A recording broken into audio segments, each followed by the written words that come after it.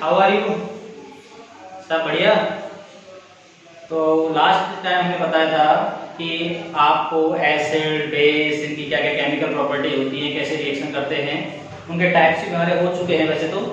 लेकिन एक छोटी सी चीज जो आपको पता होनी चाहिए वो क्या है, वो ये है कि मान के चलो मैंने बोला एसिड जो होते हैं उनमें H पॉजिटिव आयंस होते हैं, तो क्या ये सही है? बिल्कुल सही बात है।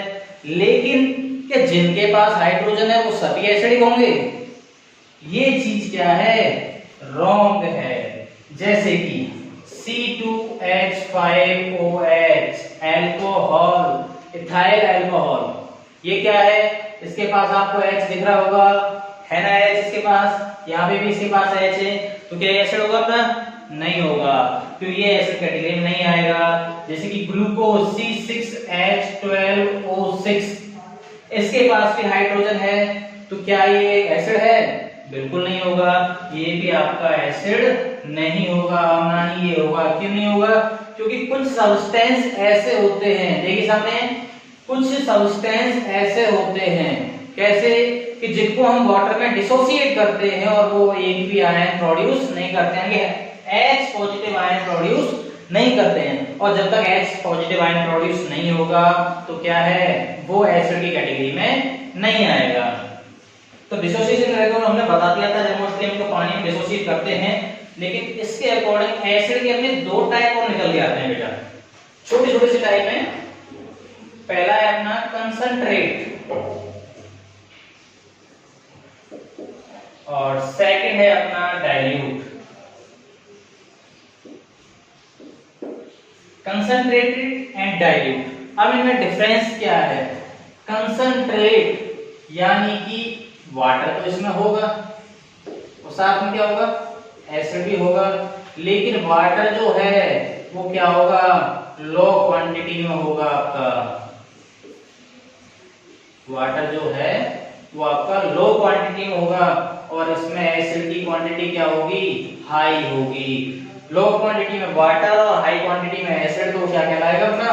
Concentrated acid. Second dilute. Dilute में क्या होगा? वाटर तो होगा आपका मोर यानी कि ज्यादा, एंड जो एसिड है वो क्या होगा आपका? लेस यानी कि बहुत ही कम होगा। तो ये हो गया आपका वाटर ज्यादा और एसिड कम, तो यानी कि डाइल्यूटेड एसिड क्या होंगे? जिनमें पानी तो ज्यादा होता है और एसिड क्या होते हैं? कम होते हैं। तो ये आपके हो गए concentrated acid and diluted acid. अब जब हम इनको वाटर में डिसोसिएट करते हैं, भाई डिसोसिएट के अकॉर्डिंग पढ़ रहे हैं, डिसोसिएट करते हैं तो ये कितने आयंस देते हैं हमको, तो उनके अकॉर्डिंग हम इनकी क्या पता लगाते हैं? उसको बोलते हैं बेटा इनकी बेसिसिटी।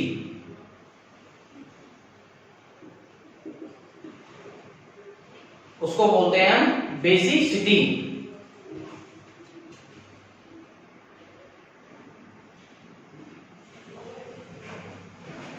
बेसिसिटी, बेसिसिटी क्या होती है? अब आपको पता होना चाहिए बेसिसिटी क्या है। तो जैसे कि मान चलो आपने किसी एसिड को डिसोसिएट किया वाटर के अंदर, अब वाटर के अंदर डिसोसिएट करने के बाद मान चलो उसने अपना एक H पॉजिटिव आयन दिया या दो H पॉजिटिव आयन दिए या तीन H पॉजिटिव आयन दिए, तो इन्हीं के अकॉर्डिंग इन जो हमें नंबर दिख रहे हैं ना, ये है इनकी बेसिसिटी। अगर उसने एक आयन दिया है तो उसको बोलेंगे हम मोनोबेसिक एसिड।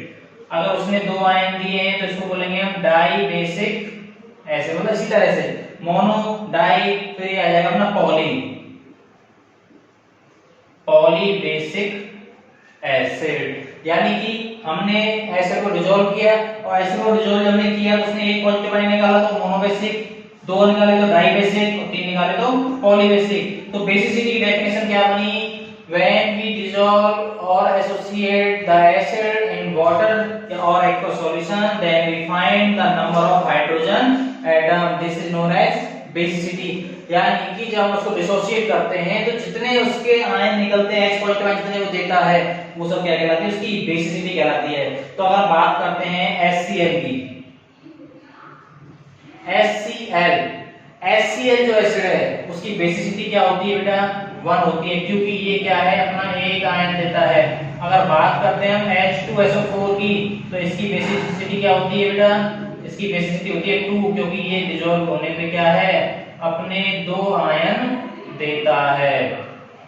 देखिए आपको H2SO4 अपने 2 आयन दे रहा है 2H पॉजिटिव, क्योंकि इसके पास 2 हैं दिख रहे हैं आपको।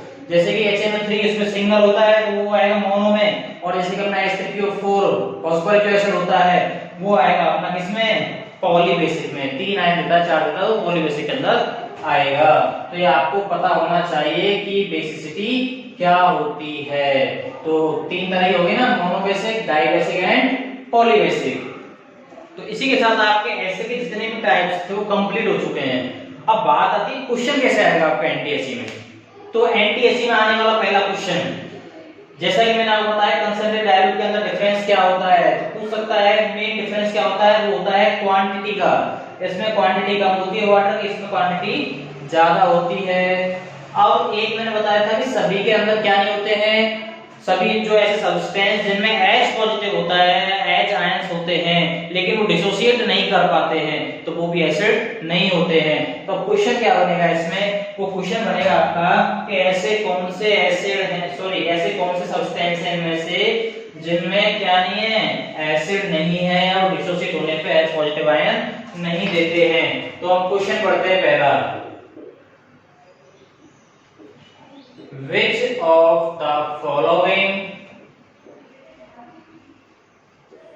which of the following is not an acidic substance?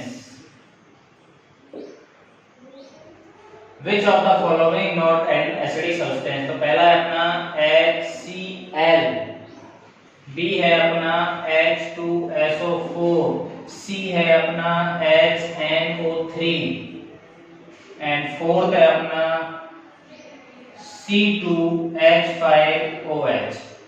अब हमने इसको पता होना चाहिए हमें, इसको डिसोसिएट करेंगे, इसमें से H पॉजिटिव आयन निकलेगा, इसमें से भी निकल रहा है, इसमें से भी निकल रहा है। तो ना तो आपका ये होगा, ना ही ऑप्शन ये होगा, ना ही ऑप्शन ये होगा। आप पहले पढ़ चुके हो एसिड तो ये होते ही हैं, लेकिन ये है अपनी अल्कोहल, और अल्कोहल में से ये H आयन नहीं निकलता है।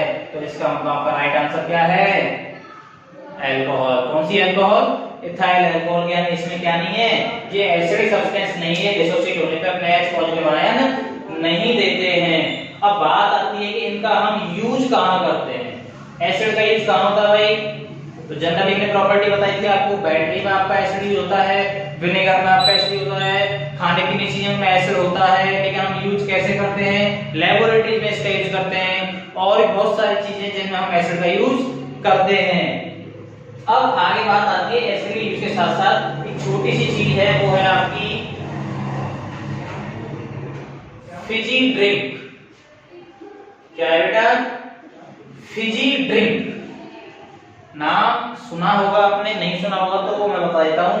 जब हम वाटर में क्या डालते हैं, कुछ टैबलेट्स डालते हैं, और उनसे क्या है एक सॉफ्ट ड्रिंक तैयार हो जाती है। तो उन सॉफ्ट ड्रिंक की जो टैबलेट्स होती हैं, सॉफ्ट ड्रिंक बनाने की जो टैबलेट होती है, उसमें 2 चीजें होती हैं। एक तो होता है आपका एसिड, वो भी कौन सा, सिट्रिक,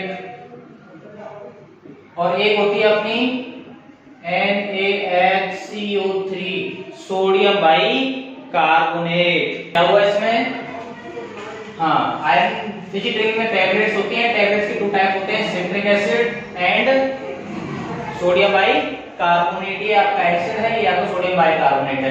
तो जैसे हम इसको वाटर में डिसोसिएट करते हैं तो ये अपने क्या देता है, H पॉजिटिव आयन देता है, और H पॉजिटिव आयन जब देगा तो वो रिएक्शन करेंगे किसके साथ, बोलो बेटा, बेकिंग सोडा के साथ। किसके साथ, बेकिंग सोडा के साथ। और ये बेकिंग सोडा से रिएक्शन करके इसमें अब आपकी नॉलेज काम आएगी। आपने पहले क्या पढ़ा था, जब एसिड रिएक्शन करता है किसके साथ, सोडियम कार्बोनेट, सोडियम बाइकार्बोनेट या कोई कार्बोनेट के साथ, तो क्या बनाता है, वो साल्ट बनता है। साल्ट के साथ क्या बनता है आपका, CO2 गैस रिमूव होती है, वाटर बनता है। और यही इसकी वजह से इसमें क्या देखा होगा आपने, सॉफ्ट ड्रिंक जो होती है उसमें जहां आते हैं अचानक से रिएक्शन होती है, तो वो यही रिएक्शन होती है फिजी ड्रिंक के अंदर। वहां पे आपका सिट्रिक एसिड होता है टैबलेट में, और बेकिंग सोडा होता है। जैसे आप उसको वाटर में डिसोसिएट करते हो तो क्या बन जाता है कि कार्बन डाइऑक्साइड गैस निकलती है। और आपको पता है जब भी हम गैस खोलते हैं आपने कोल्ड ड्रिंक पी होगी, जब भी हम बोतल खोलते हैं उसमें से गैस निकलती है अचानक से, तो कौन सी गैस होती है? कार्बन डाइऑक्साइड, जो डिसॉल्व फॉर्म होती है, लेकिन जब उसको खोलते हैं तो प्रेशर रिलीज होता है और वो गैस कहाँ निकल जाती है? बाहर निकल जाती है। तो आया कुछ समझ? ठीक है, अगर समझ में अच्छे से आया है तो आप प्रेस करते रहिए, थंबनेल दबाते रहना, ठीक है?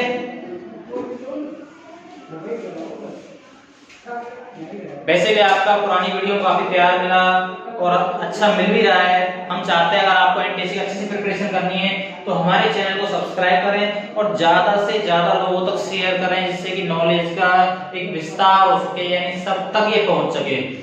अपने एसिड और बेस कंप्लीट हुए, अब हम पढ़ेंगे क्लासिफिकेशन ऑफ साल्ट। वैसे मैंने जनरल आपको बता दिया था, लेकिन हम थोड़ा सा डिटेल से पढ़ने वाले हैं साल्ट के और क्या क्या टाइप्स हो सकते हैं। First of all neutral salt. Neutral salt क्या होता है? न्यूट्रल का मतलब है कि ना तो वो एसिडिक है और ना ही वो क्या है? बेसिक है, तो वो आता है अपना न्यूट्रल साल्ट में। अब न्यूट्रल साल्ट के साथ हम बताएं तो अगर ये किससे तैयार होगा? यदि आपका एसिड भी स्ट्रॉन्ग है प्लस बेस भी क्या है आपका? स्ट्रॉन्ग है, तो इससे जो साल्ट बनेगा वो कैसा होगा? न्यूट्रल साल्ट होगा। यानी कि स्ट्रॉन्ग एसिड और स्ट्रॉन्ग बेस हो तो उसे बनेगा साल्ट कौन सा होगा? न्यूट्रल ही होगा। दूसरी कंडीशन आती है अगर आपका वीक एसिड है प्लस बेस भी क्या है आपका? वीक है, weak acid and weak base, तो इन दोनों की रिएक्शन से भी जो साल्ट बनेगा वो कौन सा होगा? न्यूट्रल साल्ट होगा। जैसे रिएक्शन देख लेते हैं अपनी, एक HCl प्लस NaOH दोनों ही स्ट्रॉन्ग हैं और इससे बन जाता है NaCl, तो ये जो साल्ट बना है अपना ये कैसा होगा? न्यूट्रल है। दूसरा है CH3COOH प्लस NH4OH, अगर इनकी हम रिएक्शन कराते हैं तो इनसे जो साल्ट बनेगा CH3COONH4 ammonium acetate plus water, तो ये आपका जो साल्ट है ये भी कैसा होगा? न्यूट्रल होगा। ये वीक एसिड है और वीक क्या है? बेस है। और जब वीक एसिड वीक बेस है, strong acid strong base reaction करते हैं तो क्या बनते हैं अपने साल्ट? न्यूट्रल बनते हैं। क्या बनते हैं? न्यूट्रल साल्ट बनते हैं। लेकिन अगर हम वही बात करते हैं सेकंड वाले की, वो है आपका एसिडिक साल्ट। अब एसिडिक साल्ट का मतलब क्या होगा? उसमें H पॉजिटिव आयन होंगे। H पॉजिटिव आयन कब रहेंगे?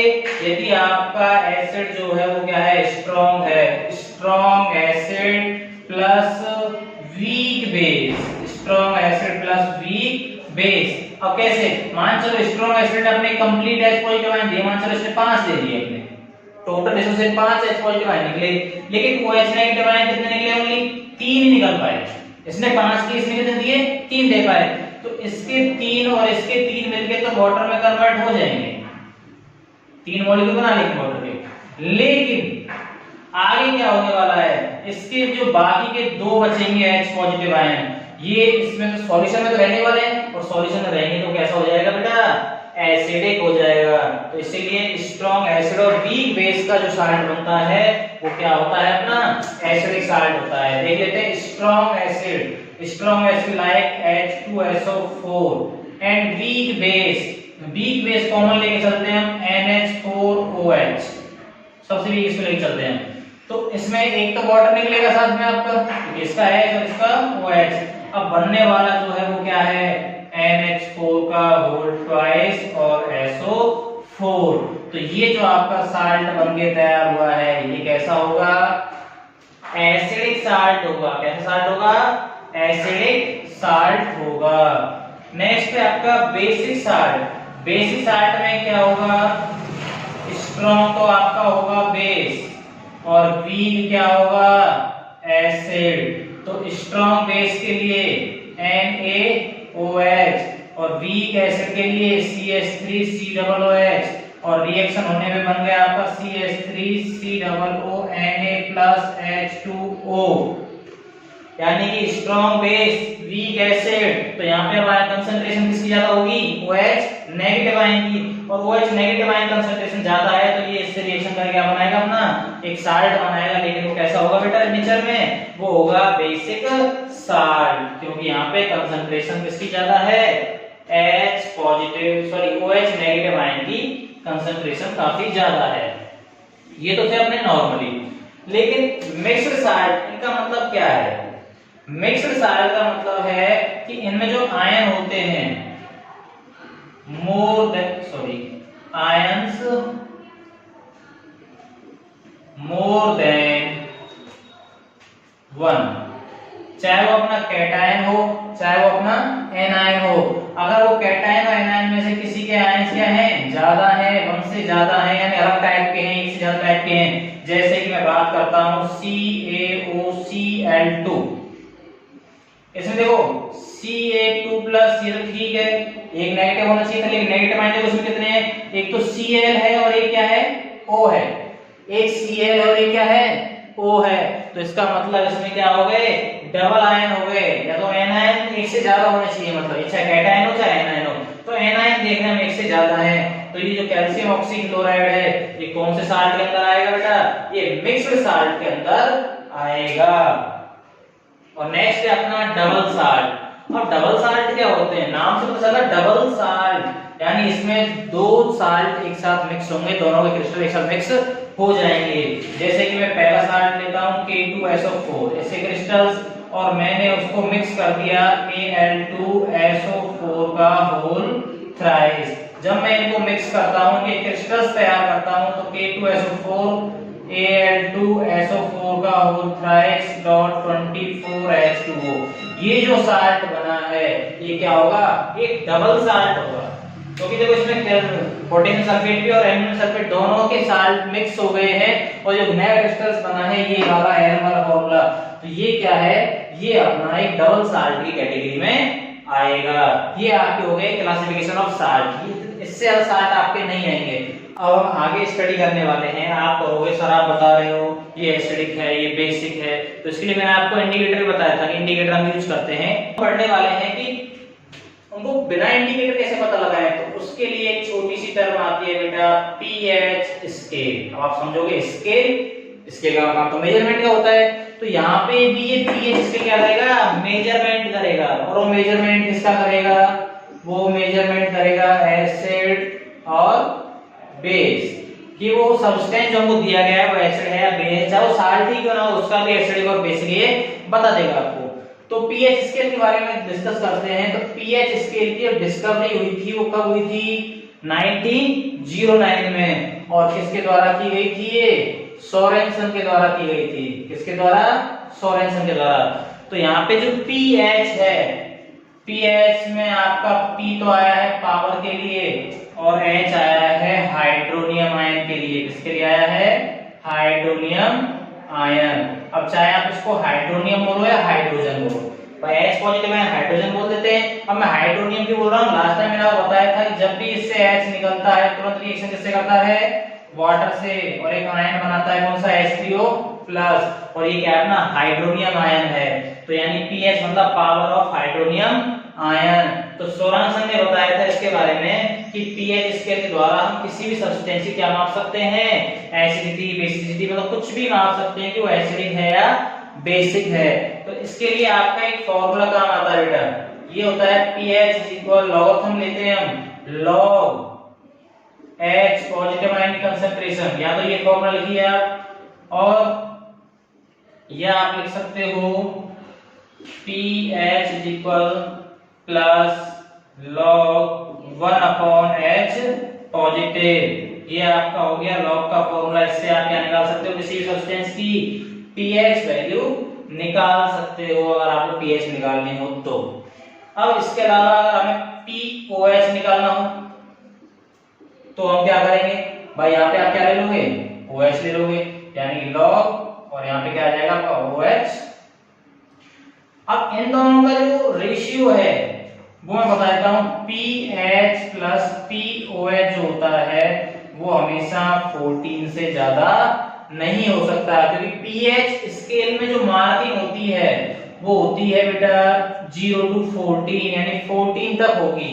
pH की जो मार्किंग है वो वहां तक होगी 14 तक, 14 से ज्यादा नहीं होती है। तो इन दोनों का टोटल जो है वो 14 से ज्यादा नहीं हो सकता। ये होगा आपका pH स्केल, और हर एक चीज के लिए pH स्केल की वैल्यू क्या होती है, अलग अलग होती है। अगर वो वैल्यू, अगर आपकी जो pH की वैल्यू है वो लेस देन 7 है तो सब्सटेंस क्या होगा, एसिडिक। अगर आपकी पीएच की वैल्यू 7 के इक्वल है तो वो क्या होगा बेटा, न्यूट्रल। और वही पीएच की वैल्यू अगर आपकी क्या है, मोर देन 7 है तो वो क्या हो जाएगा आपका, बेसिक हो जाएगा। तो ये होती है अपनी पीएच की वैल्यू। 7 से कम एसिडिक, 7 के बराबर तो न्यूट्रल, और 7 से ज्यादा है तो क्या हो जाएगी, वो बेसिक हो जाएगी। और यही चीज आपको पता होनी चाहिए। ये बेटा H जो है वो कैपिटल है, ये ध्यान रखना आप, स्मॉल नहीं है, क्योंकि हाइड्रोजन आयन के लिए हाइड्रोजन जो होता है कैपिटल एस से होता है, तो ये क्या है, पॉजिटिव आयन है। अब आगे हम पता लगाएंगे कि पीएच तो हम पता लगा रहे हैं, लेकिन अगर मान चलो हमें, चलो छोड़ो, हाँ, अब इसी के साथ हमारे पीएच की वैल्यू भी क्या होगी, कंप्लीट हो गई कि पीएच की वैल्यू कैसे निकालेंगे, क्या फॉर्मूला उसका लिए अप्लाई करेंगे, और वैल्यू जो हमारे पास निकल के आएगी वो एसिडिक सब्सटेंस की है, बेसिक की है या न्यूट्रल की है, तो वो आप इस फॉर्मूले से निकाल सकते हो। इसी के साथ ये टॉपिक अपना क्लियर हुआ। अब नेक्स्ट वीडियो में हम क्या लेके आएंगे आपके लिए, जो हमने साल्ट लिखे हैं उन साल्ट के हम कैसे बनाएंगे, उनको क्या क्या उनकी प्रोसेस रहेंगी और उनका क्या यूज है, किस मेथड में हम यूज कर सकते हैं उनको, तो वो सारी चीजें हम देखेंगे कि हमने डेली लाइफ में जब साल्ट यूज करते हैं वो कैसे बनता है, किस प्रोसेस द्वारा बनता है और उसका मोस्ट इंपोर्टेंट यूज क्या है। तो वो आप आगे वाली वीडियो में देखना चाहते हो तो इससे ऐसे ही अपना प्यार बनाए रखें और हमारे चैनल को सब्सक्राइब करें और ज्यादा से ज्यादा शेयर भी करें, जिससे कि थोड़ी बहुत ग्रोथ हो और आपके चैनल पाने में क्या हो, आसानी हो। Thank you.